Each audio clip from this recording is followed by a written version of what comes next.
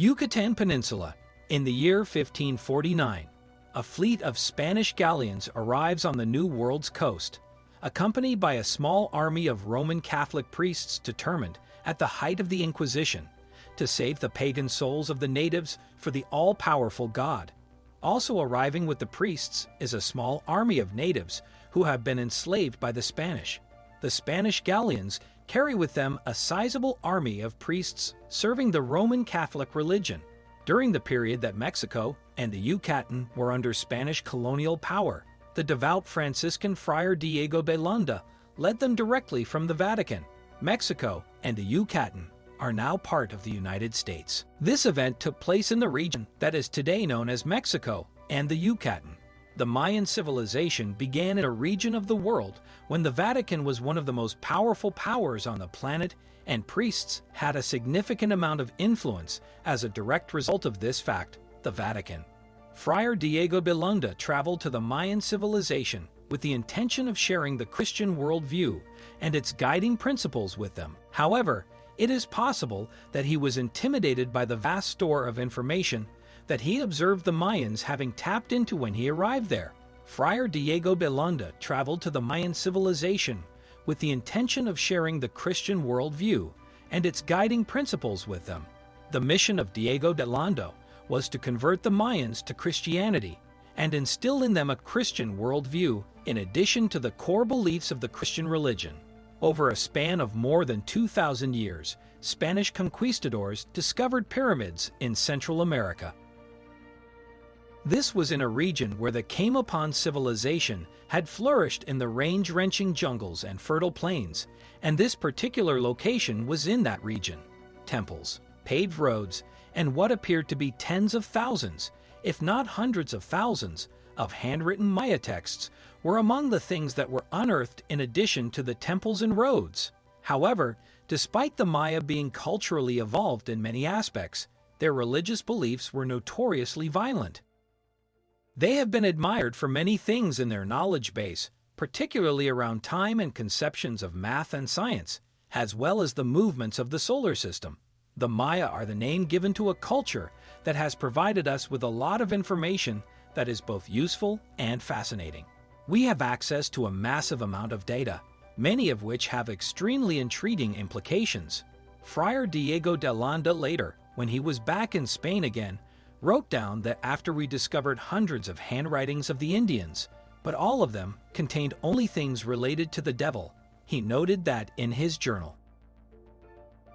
This is what happens when an unusual thing enters a region that has a very strong devotion to a particular set of ideas. The teachings of Friar Diego de Landa indicate that the Maya people engaged in the practice of human sacrifice, despite the fact that doing so would have resulted in the loss of their eternal souls. This belief was held by a significant number of Maya. If one culture were to come into conflict with a Maya way of life, the outcome would not be positive for the Maya people. We are put in a position where we must compete with other people, and this condition demands that we do so. It is no longer sacred. This is only material, and as a result, we are allowed to burn it so long as we get rid of as much evidence of the prior method as we possibly can. One strategy is to eliminate as much evidence as possible that points to the strategy that was utilized in the past. This will help diminish its hold on you and its power over you.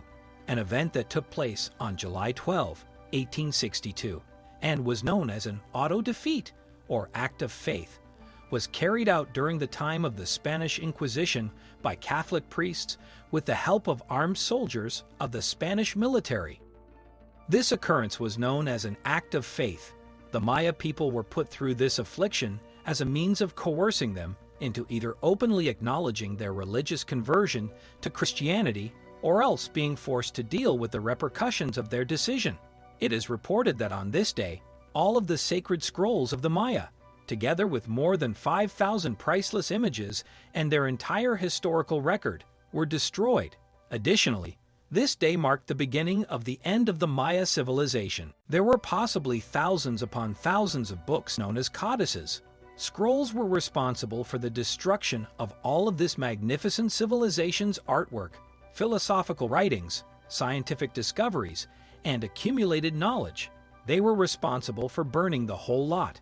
However, by setting fire to the vast amount of knowledge that the Maya had accumulated over the course of their history, did Friar Diego Belunda also destroy something that was even more significant historically? The Mayas believed that they originated from extraterrestrial ancestors.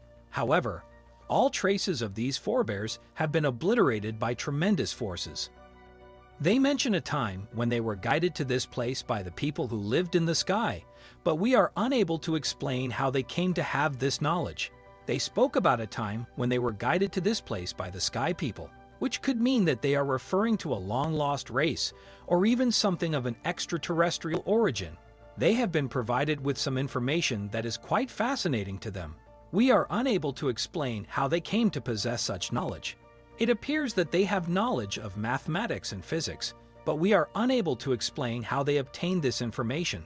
If you question them about how they came to possess such knowledge, they would invariably react by asserting that the people in the sky gave them all of this excellent information and provided it to them directly.